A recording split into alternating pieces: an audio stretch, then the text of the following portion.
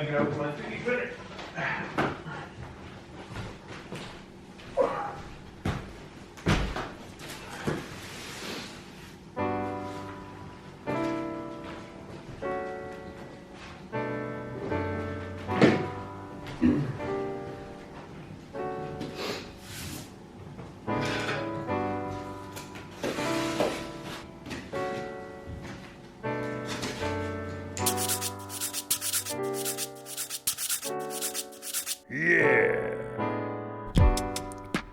Typically, my builds revolve around wood, but considering that I live in a 500 square foot apartment in Manhattan, building with wood is not really an option. It's a little bit too loud for our neighbors. And one way to get around those volume issues and space constraints is to focus on a new type of building. That's not really loud, can pretty much be done in the confinements of a small space. So that's why I decided to try 3D printing. Up until a month ago, I really knew nothing about 3D printing, but after quite a few hours of YouTube videos actually, I bought a Artillery Sidewinder X1, which is basically a cheaper model of 3D printer that's around $400. And that way I could just dip my toes in the water of 3D printing, and I really won't have to worry about it costing me a lot if I never actually use it.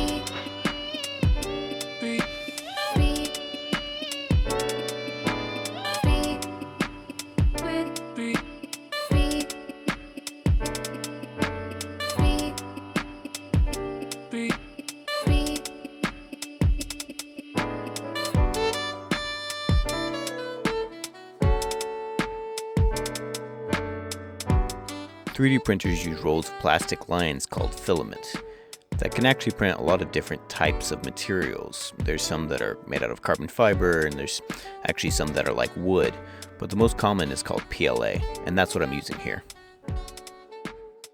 One thing that I've learned about 3D printing is it's very important to have a level build plate or bed for the plastic to adhere to.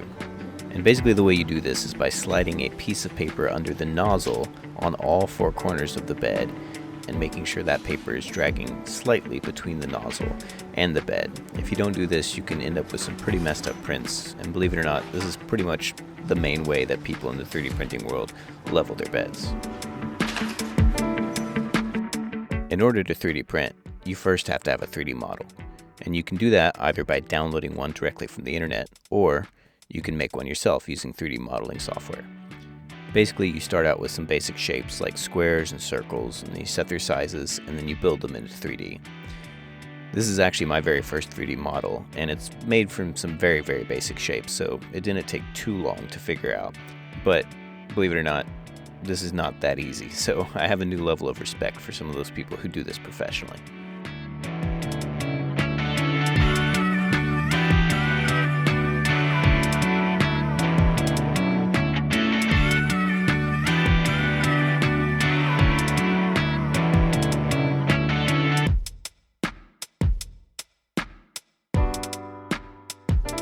After you have your model, you then can use a software called a slicer, and it does exactly that. It slices your 3D model and creates a map of how your model will be printed, and basically a path for your nozzle to follow to build up the model from the ground up.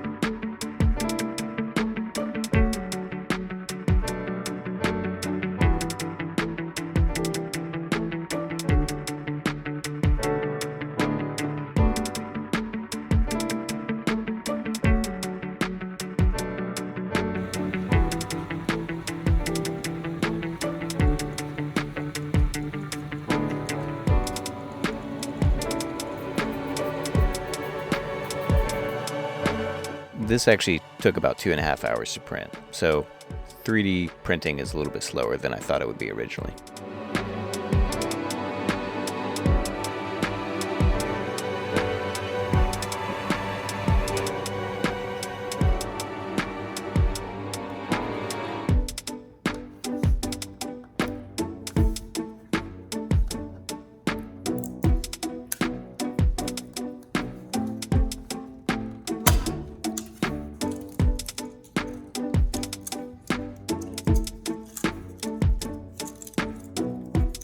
This piece is called a brim, and it's basically just there for support while printing, so it can be easily thrown away afterwards.